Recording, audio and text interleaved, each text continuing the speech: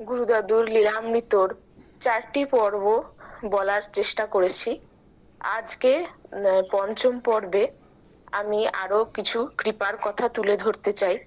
এর আগের চতুর্থ পর্বে আমি জানিয়েছিলাম যে কিভাবে গুরুদাদু তার মন্ত্রবলের জোরে আমার মাকে যমের দুয়ার থেকে ফিরিয়ে এনেছিলেন এবং পুরীধামে আমার এবং আমার বাবার দীক্ষা গ্রহণের অভিজ্ঞতা সম্পর্কে জানিয়েছিলাম। এরপরে আমি তুলে ধরতে চাই 2017 সালের ঘটনা। 2017 সালের ফেব্রুয়ারি মাস ছিল তখন। আমি আগেই বলেছিলাম যে আমার মা দীক্ষা গ্রহণের পর থেকেই মাঝে মাঝেই গুরুদাদুকে ফোন করতো, কখনো প্রণাম জানানোর জন্য, আবার কখনো কখনো আমাদের ঘরে যখন গৃহপ্রবেশের বাৎসরিক নারায়ণ পুজো হয় সেই নারায়ণ পুজোর অনুমতির জন্য এবং আশীর্বাদের জন্য মাঝে মধ্যেই গুরুদাদুকে ফোন করতো। তো সেই ফেব্রুয়ারি মাসে 2017 ফেব্রুয়ারি মাসে হঠাৎ করেই আমার মায়ের একটি শারীরিক অসুবিধা ধরা পড়ে, শারীরিকগত সমস্যা। তো লোকাল ডাক্তারের সাথে যখন কনসাল্ট করা হয়, তো লোকাল ডাক্তারবাবু বললেন যে এটা তো অপারেশন করতেই হবে, এটা তো অপারেশন কেস।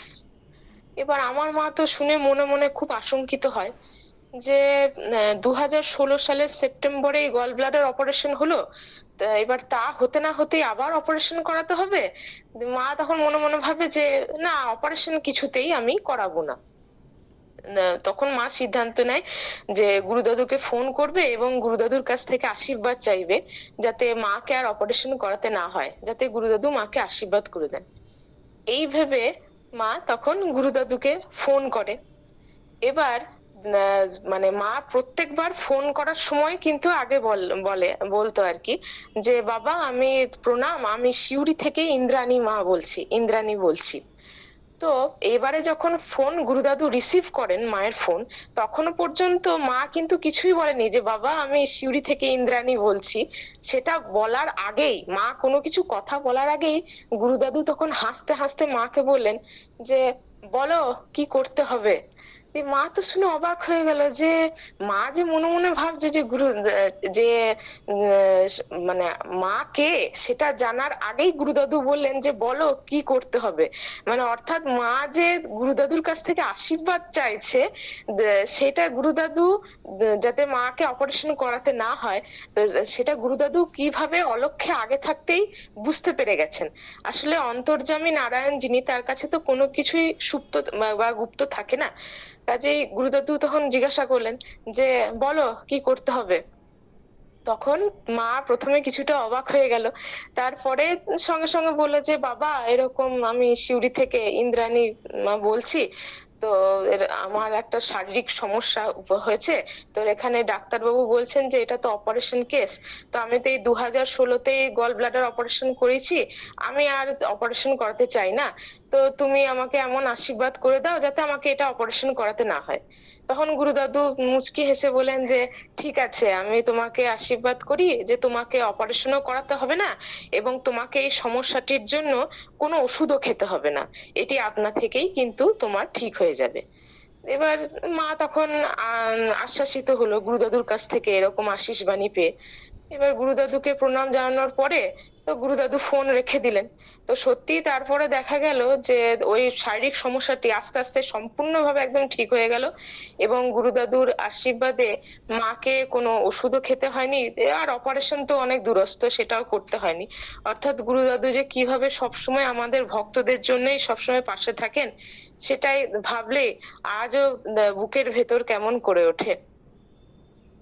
এরপরে 2017 সালের মার্চ মাসে একটি মজার ঘটনার কথা আমি তুলে ধরতে চাইছি। সময়টা ছিল 2017 মার্চ মাসের 26 তারিখ, 26শে মার্চ। আসানসোলে গৌতম দে জেঠুদের বাড়িতে অনুষ্ঠান ছিল। আমি এই কারণে যেতে পারিনি কারণ আমার তখন ইংলিশ অনার্সের ফাইনাল ইয়ারের এক্সাম চলছিল সেই সময় তখনও। তার দুদিন পরে আবার একটা পেপার বাকি ছিল, কাজে আমি তখন যেতে পারিনি। আমি আর বাবা বাড়িতেই ছিলাম, আর আমার মা আরো সিউড়ি থেকে বাকি আরো গুরু ভাই গুরু বোন সব শুদ্ধ মিলিয়ে প্রায় 10 জন মতো সিউড়ি থেকে আসানসোলের উদ্দেশ্যে রওনা দিয়েছিল। এবার গাড়িতে যেতে যেতেই মায়ের মনে হয়েছিল যে মানে মায়ের শরীরটা একটু খারাপও ছিল সেদিনকে। এবার মায়ের মনে হয়েছিল যে গিয়ে একটু বিশ্রাম নিলে ভালো হয়, কিন্তু আসানসোলে তো মায়ের সেবারই প্রথম যাওয়া। তার আগে কোনোদিনও গৌতম জেঠুদের বাড়িতে মা কিন্তু যায়নি, জানে না। এবার মা ভাবছে গিয়ে বিশ্রাম করার জায়গা পাবে কিনা কে জানে, ওটাই ভাবছিল। আর তার সাথে সাথে মায়ের খুব খিদেও পেয়ে গেছিল। এবার গাড়ি করে যেতে যেতে তখন মা ভাবছে যে গিয়েই যদি কে এনে খেতে পাবো কিনা, সেবার ব্যবস্থা কি গিয়ে হবে। এবার যেতে না যেতেই মানে গুরুদাদুকে প্রণাম করতে না করতেই দেখা গেল আসানসোলে পৌঁছে গুরুদাদু আগেই সেবার আয়োজন করে দিলেন, আগেই বসিয়ে দিলেন মাদেরকে। এবার গরম গরম খিচুড়ি মানে ইত্যাদি সমস্ত কিছু পরিবেশিত হলো, খুব সুন্দর প্রসাদ খেলো। এবং গুরুদাদু সঙ্গে সঙ্গেই বলেন যে পাশের রুমটাতে মানে বিশ্রামের জন্য আর কি বলেন যে সিউড়ি থেকে যেসব মায়েরা এসছে সবাই মিলে একসাথে গিয়ে তোমরা ওখানে বিশ্রাম করো গা যাও। এবার মা মনে মনে ভাবছে যে তাহলে মা মুখে বলতে না বলতেই দাদু কিভাবে বুঝে গেলেন, কাজে সঙ্গে সঙ্গে প্রণাম মানে যখন আসানসোলে গিয়ে উপস্থিত হয় তখন প্রণামেরও তার আগেই সেবার জন্য বসিয়ে দিলেন। এবং বিশ্রামের কথাটিও ঠিক গুরুদাদুই বলেন যে এদের জন্য বিশ্রামের ব্যবস্থা করে দাও। অর্থাৎ মা যা যা ভেবেছে গুরুদাদু ঠিক তাই যেন তার আগেই সব বুঝতে পেরে গেছেন। আর গাড়িতে যেতে যেতে মা আরেকটি কথা ভেবেছিল যে এর আগে কি হয় যে আমরা সবাই মিলেই মানে আমার মা তো আসানসোলের সেবারে একাই গিয়েছিল, আমি আর আমার বাবা বাড়িতেই ছিলাম। তো প্রত্যেকবার কি হয় তার সাথে আমরা তিনজনা মিলেই সমস্ত জায়গায় যাই, যেখানে যাই। তো তো রাস্তায় যেতে যেতে ট্রান্সপোর্ট ভাড়া বা গাড়ি ভাড়া যা কিছু একটা অ্যামাউন্ট হয়, তো সেগুলো মানে কার ভাগে পার হেড কত কিছু পড়ে এই হিসাব বা এগুলো বাবাই মোটামুটি দেখে। এবার এইবারে মা যেহেতু একা, মা মনে মনে ভাবছে যে যে অ্যামাউন্ট মানে গাড়ি ভাড়া করে যেহেতু সবাই যাচ্ছি, তো কার ভাগে কতটা মানে পড়লো আর কি, তো কাকে কতটা দিতে হবে। তো মায়ের কাছে যে টাকা ছিল মা ভাবছে সেটা কি সাফিসিয়েন্ট হবে নাকি আরো বেশি কিছু লাগবে। এটা ভাবতে ভাবতেই মা মানে আসানসোলের উদ্দেশ্যে রওনা দিয়েছিল। তো আসানসোলে গিয়ে যখন প্রথমে সেবা হলো, তারপরে গুরুদাদু যখন বিশ্রামের ব্যবস্থা দিলেন, তো কিছুক্ষণ বিশ্রাম করার পরে যখন সবাই মিলে আবার মা এবং শিউড়ি থেকে বাকিরা সবাই গুরুদাদুকে প্রণাম করলো, তখন গুরুদাদু প্রথমে মাকে আগেই জিজ্ঞাসা করলেন যে কিসে করে এসছো তোমরা। দিয়ে মা বলে যে বাবা আমরা গাড়ি করে এসছি। দিয়ে বলে যে হ্যাঁ কত অ্যামাউন্ট লেগেছে। দিয়ে মা বলে আমি তো জানি না বাবা। দিয়ে সাথে আরো যারা গুরু ভাই গুরু বোন ছিলেন তারা আবার তখন অ্যামাউন্টটা বলে দিলেন। দিয়ে দাদু তখন বলেন যে তাহলে এতটা অ্যামাউন্ট যখন এক একজনাকার ভাগে এক এক রকম পড়বে, মানে দাদু একদম পুরো মানে কার ভাগে পার হেড কত পড়ছে সেটা পুরো বলে দিলেন। মানে ওই যে মা ভেবেছে যে মায়ের কাছে যে মানে রয়েছে ভাড়ার জন্য সেটা সাফিসিয়েন্ট হবে কিনা, তো সেটা কিন্তু গুরুদাদুই নিজে থাকতে ওই ভাগটা করে দিলেন প্রত্যেকের ভাগেই যে মানে হ্যাঁ এত টাকা করে পড়ছে এটা গুরুদাদু নিজে থেকেই বলে দিলেন। কাজে মায়ের আর বুঝতে কোনো কিছু অসুবিধা হলো না। অর্থাৎ গুরুদাদু কিভাবে সবাইকে সবকিছু দেখিয়ে দেন, সমস্যার সমাধান মানে চটজলদি হয়তো কোনো সমস্যা উপস্থিত হয়েছে, তো সেই সমস্যার সমাধানও কিভাবে গুরুদাদুর সঙ্গে সঙ্গে যেন সমস্ত কিছু সমাধানের উপায় গুরুদাদুর হাতেই রয়েছে, এই মজার ঘটনা দিয়েও আমি বুঝতে পারি। এরপরে 2017 এপ্রিল মাসের কথা বলছি। 2017 এপ্রিল মাস থেকেই মায়ের ইউটেরাসের সমস্যা একটু একটু হতে থাকে হঠাৎই, এবং একটু একটু করে ব্লিডিং হতে শুরু করে।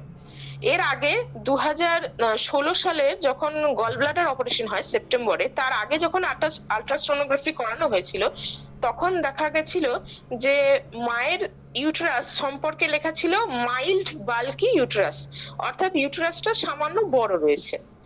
কিন্তু সেটা যে 2017 এপ্রিলের মধ্যেই ওই সংক্রান্ত যে আবার সমস্যা দেখা দেবে সেটা আমরা কেউই প্রথমে কিন্তু ভাবতে পারিনি। তো এপ্রিল মাস থেকে আবার কিন্তু ব্লিডিং শুরু হলো, আর আমরা হঠাৎ বুঝতে পারছি না কি করব, অল্প অল্প মানে ওটা রয়েই যাচ্ছে আর কি। তো যাই হোক সে নিয়ে এপ্রিল মাসে হলো, মে মাস হলো, জুন মাসও এই নিয়েই চললো সমস্যাটা। এবার সেই বছর জুলাইয়ের মোটামুটি 7, 8, 9 এইরকম তারিখ করে গুরু পূর্ণিমার উৎসব ছিল। তো আমাদের তো টিকিট আগে থাকতেই রিজার্ভেশন করা ছিল। এবার মা মনে মনে ভাবছে যে যেহেতু মায়ের শরীরটা খারাপ কাজেই মা যেতে পারবে কিনা তার কোনো ঠিক নেই।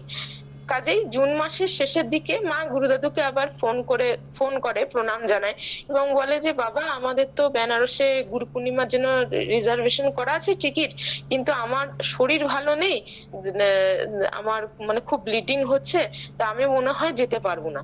তখন গুরুদাদু আশ্বাস দিয়ে বলেন যে আসো আসো, কিচ্ছু হবে না, সব ঠিক হয়ে যাবে, আমি সেবা করব। দিয়ে গুরুদাদুর আশ্বাসে মায়ের মনে তখন আশঙ্কা কেটে যায় এবং আমরা সবাই আবার বেনারসে যাওয়ার জন্য প্রস্তুত হই।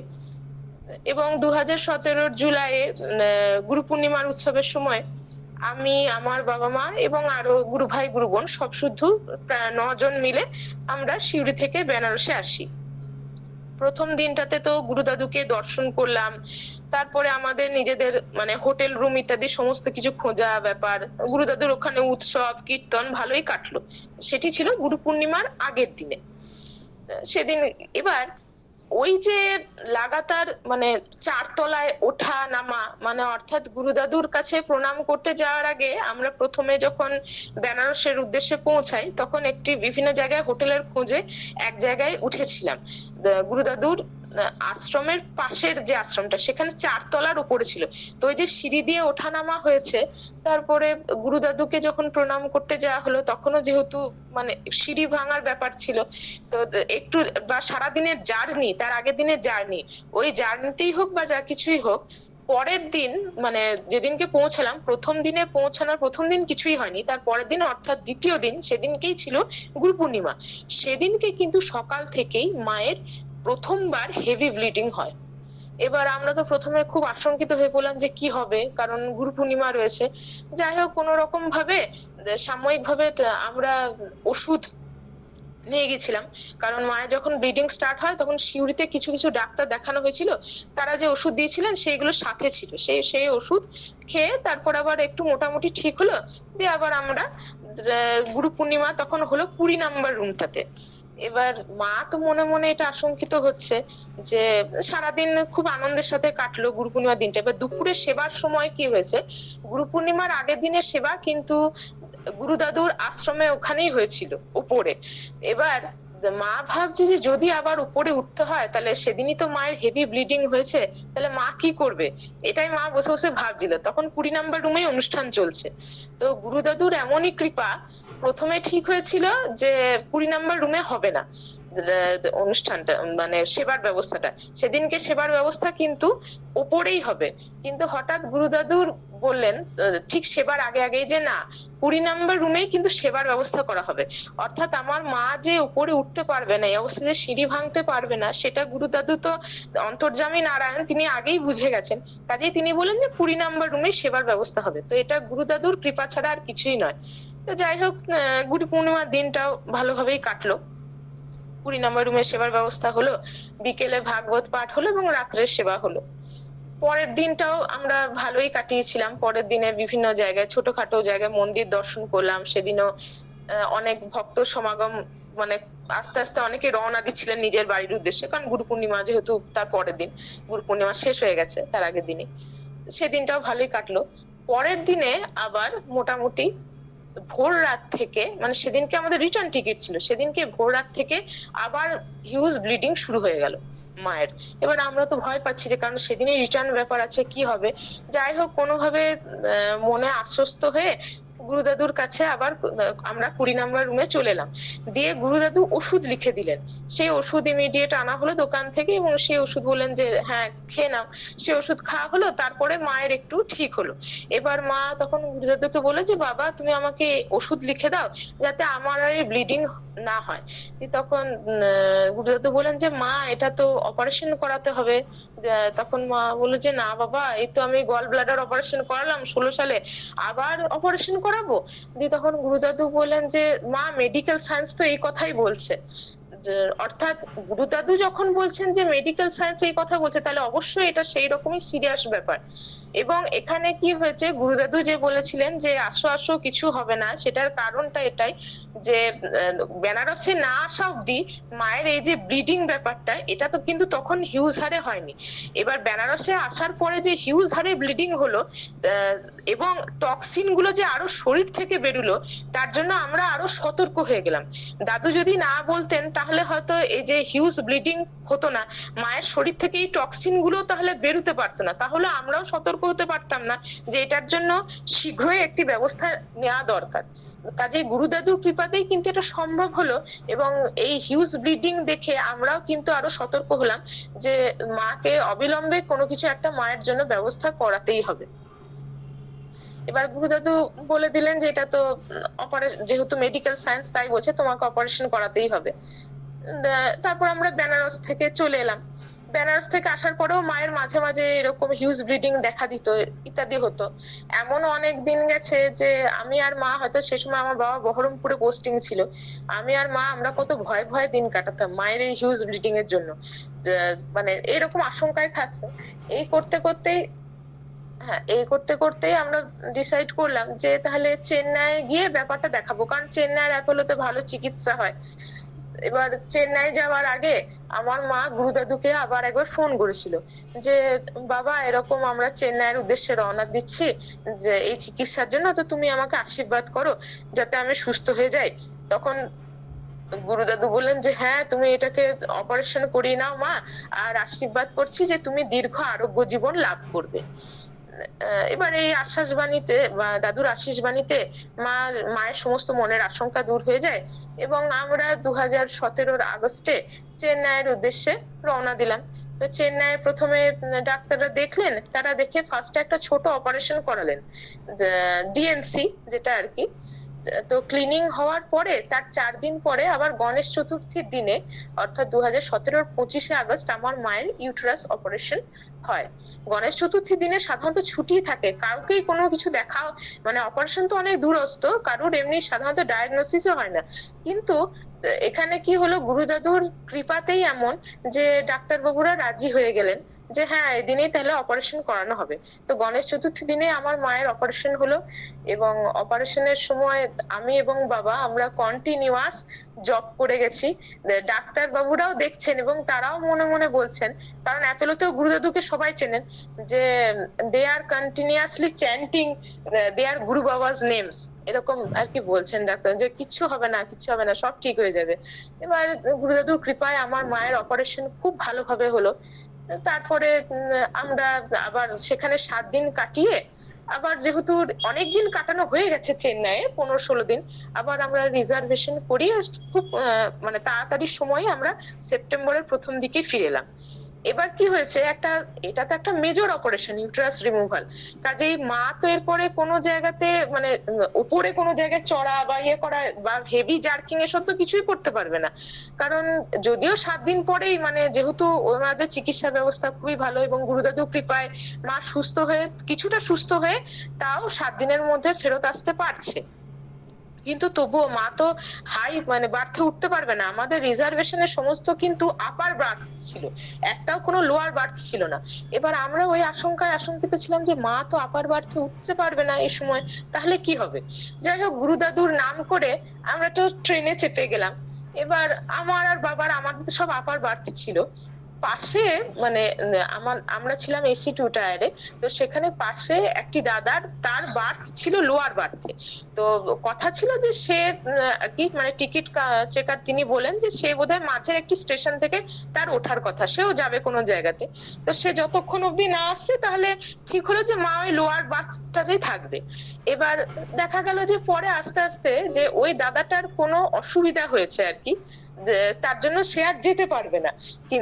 কিন্তু ওই দাদাটা নিজে থেকে ট্রেনের ভেতরে এসে আমার বাবা মায়ের সাথে দেখা করে গেল এবং বললো যে হ্যাঁ আপনারা এই লোয়ার বার্থেই কিন্তু থাকুন, আপনার অসুবিধা যখন।